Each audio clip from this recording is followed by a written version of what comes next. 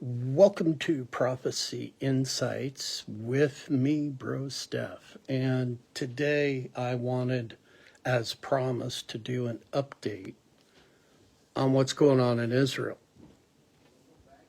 And if you hear background noise, I still have some workers here doing some construction, so I apologize in advance. But I did want to break things down to where it's a little bit easier to understand what's going on. We hear in the news that Hamas attacked Israel unprovoked at the end of the Feast of Tabernacles when they were in the synagogues praying.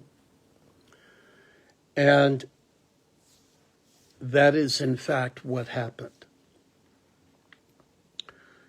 And day 5 of the terrorist attack on Israel, we're now on day 5. And what has happened is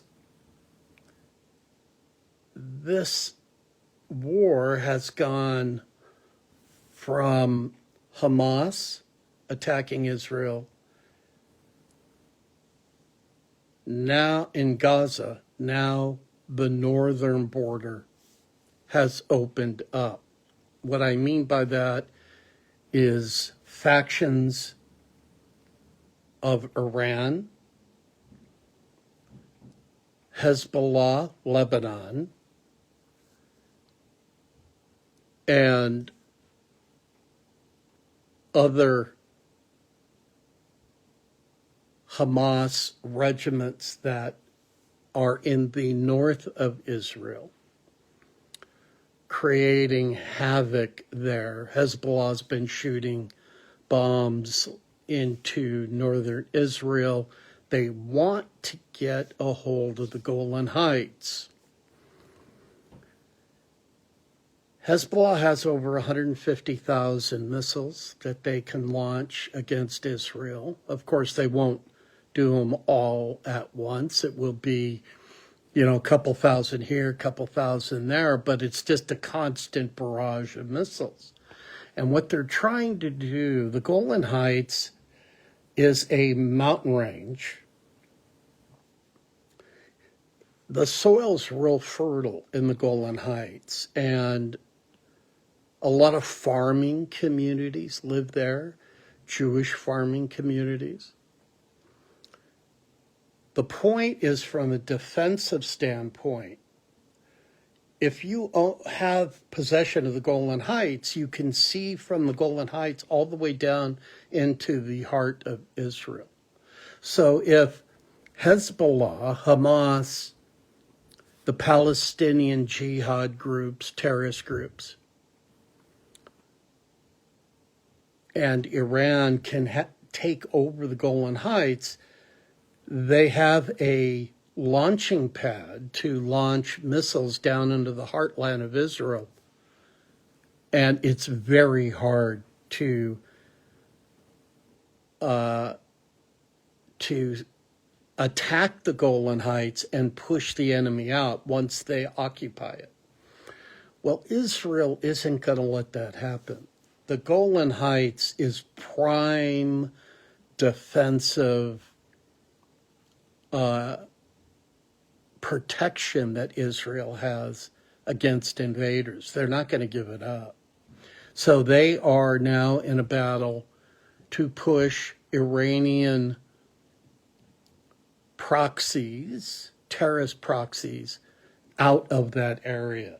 So Israel, to sum it up, is now battling with Hamas in Gaza, right off the Mediterranean, right on the Mediterranean Ocean seashore.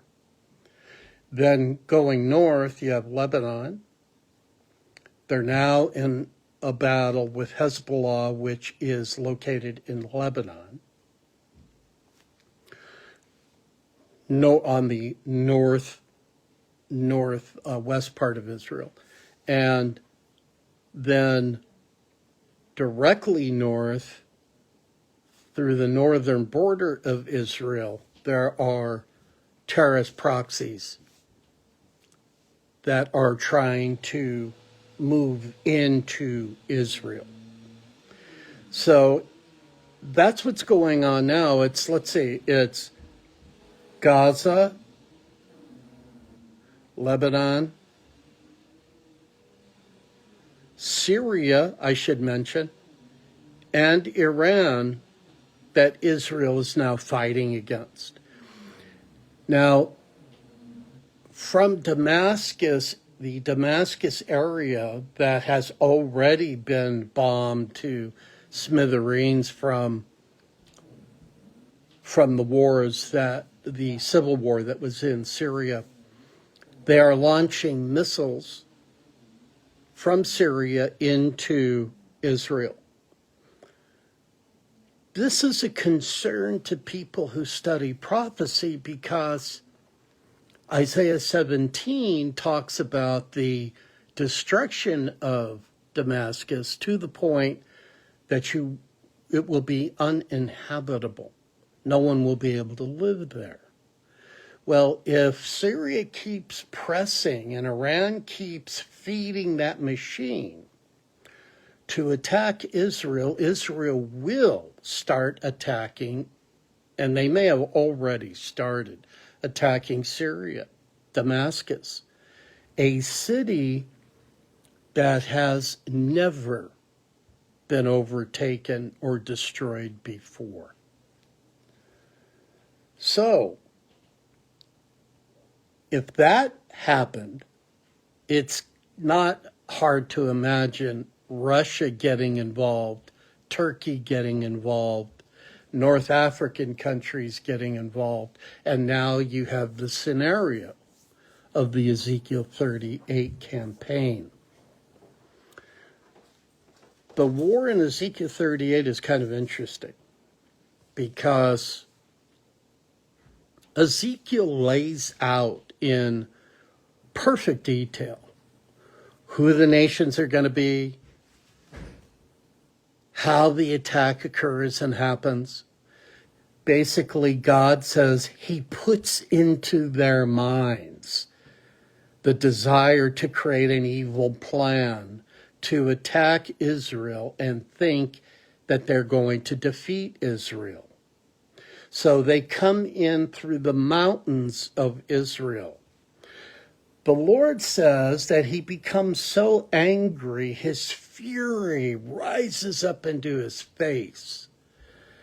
And he rains hailstones, fire, and brimstone down on the armies that are in the mountains of Israel, totally destroying them.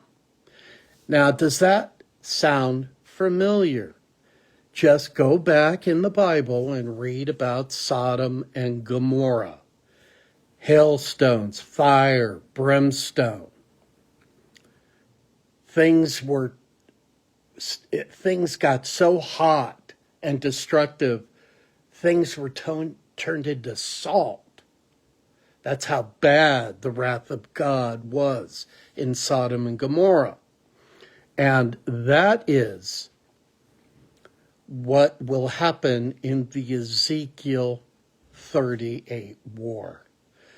God's wrath will be poured out on the enemies of Israel that attack Israel from the north in the Ezekiel 38 war. And so we don't know for sure if this war with Israel and Hamas, Gaza, is going to be the match that lights this fire of Ezekiel 38. We don't know that yet. Time will tell. But we are getting closer as the Bible starts to pour out in our generation and become clear and clear. It's not hard to imagine that we're moving closer and closer to the war of Ezekiel 38, which ultimately will lead to the 7-year period where Israel is attacked relentlessly by her enemies for a 7-year period of time, called the 70th week of Daniel. You can read about this in Daniel, chapters 7 through 12.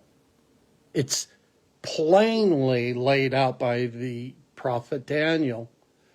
And with what's going on in the world today, it's not hard to now see the Bible, the Old Testament prophets, what they have said. It's not hard to see it in our generation. It's kind of in plain sight now.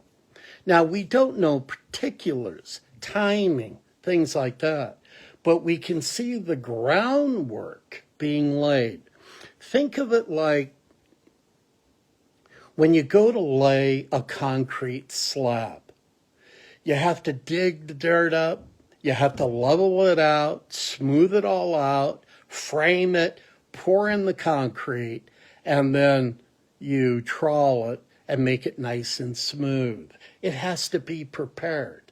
The foundation for the Ezekiel 38 war, for the 70th week of Daniel, the final 7 years of human history, the foundations are being laid in this generation. It's happening now. And the next thing that happens once the foundation is built, the house starts getting built, or whatever you might be building on that slab. That's what's happening now.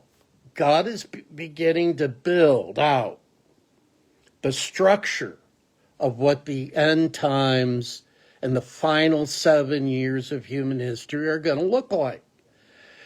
It's going to be a time of great deception, of wars, rumors of wars, earthquakes in different places, weather disturbances happening all around us, unusual signs and events that take place. We're seeing those things right now. You have to just show how lawless and depraved humans can be. You have Americans, college students that go to Harvard and Yale, that are praising Hamas for attacking Israel and for the beheading of babies, infants. And those beheadings have been videotaped and then shared with the families of those young babies. How depraved can a human being become? Well, that tells you. And in Matthew 24, the New Testament, Yeshua, Jesus, laid out in detail what the end times were going to look like, starting with the beginning of sorrows that I believe we're in now, leading right to the final 7 years of human history. And then the next thing that happens after the final 7 years, Daniel's 70th week, the next thing that happens is the return of Messiah. We're getting closer and closer and closer to these events. And we don't know, like I said, how it's all going to come together. But there's one thing I can promise you. It will come together. The Lord will carry out his plan. He's in charge of everything that's going on. That's the only way it's possible for me, as an example, to not lose my mind over these things. Is I know, as many of you know, that God is in complete control of everything going on around us. Nothing is happening that is shocking him or catching him by surprise. He saw it from the very beginning of time to the very end of everything in between. Nothing catches him off guard. And that provides for us a level of faith and hope and encouragement that we wouldn't have otherwise.